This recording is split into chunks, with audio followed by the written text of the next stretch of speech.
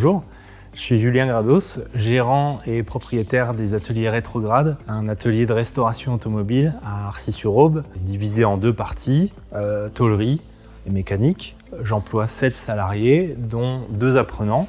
Et je vais aujourd'hui vous présenter mon atelier avec quelques autos qu'on a en cours de restauration ou de réparation, comme cette Jaguar Type E qu'on va restaurer intégralement. On a également ici un Land Rover Série 3 qu'on a intégralement restauré.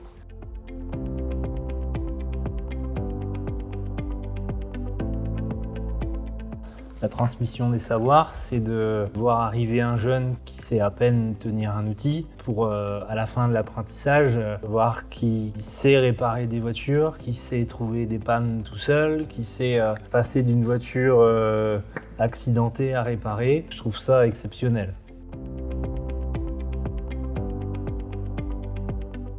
L'aspect qui me fascine le plus dans la restauration de véhicules anciens, c'est tout simplement de voir des véhicules hors du commun qu'on n'a pas l'habitude de voir, et tout simplement de démonter des véhicules de A à Z et de les refaire entièrement. Ça, c'est vraiment une grosse satisfaction personnelle une fois que le véhicule est fini.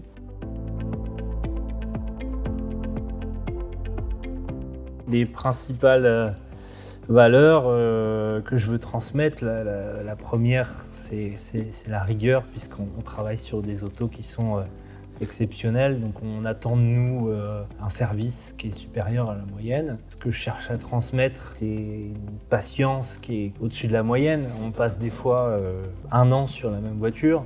On a vraiment besoin d'être très concentré et très patient. Et surtout, on est dans un métier passion, et transmettre de la passion, ça n'a pas de prix. C'est très important de former des jeunes. On a du mal à trouver des mécaniciens. Donc aujourd'hui, il y a une pénurie. Dans les ateliers de restauration, on a une main-d'œuvre qui est assez vieillissante. Et le risque à terme, c'est que le savoir parte en même temps qu'eux lors des départs à la retraite.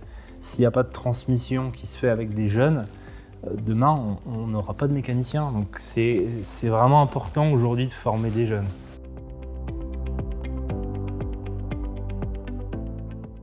Tout d'abord, c'est lors de mes premiers stages de 3e, encore une fois, j'ai tout de suite accroché au côté humain de l'équipe, de tout le monde, et surtout travailler avec des véhicules hors du commun, on va dire, c'est un plus. Il y a toujours un truc à apprendre.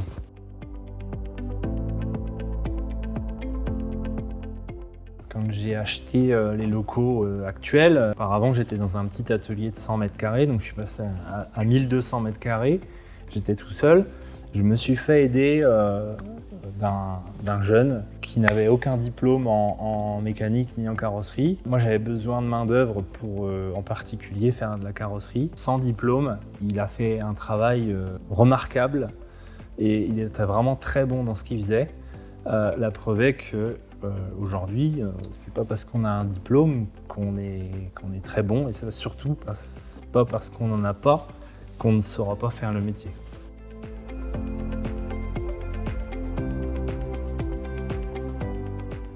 Ce qui m'a inspiré chez Julien tout au long de ces années, c'est toujours sa rigueur, sa bonne humeur, toujours être gentil avec tout le monde, et surtout vouloir toujours que tout soit parfait. C'est vraiment le point le plus important.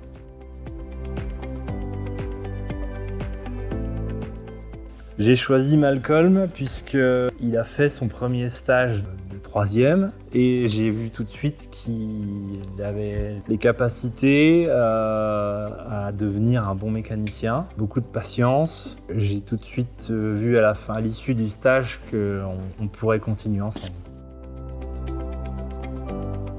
Et ça a commencé très jeune aussi, comme Julien. C'est que j'ai toujours bricolé avec mon grand-père sur ses voitures. Donc avant, il avait des voitures anciennes, on va dire, aussi. Et j'ai toujours bricolé avec lui, depuis tout petit.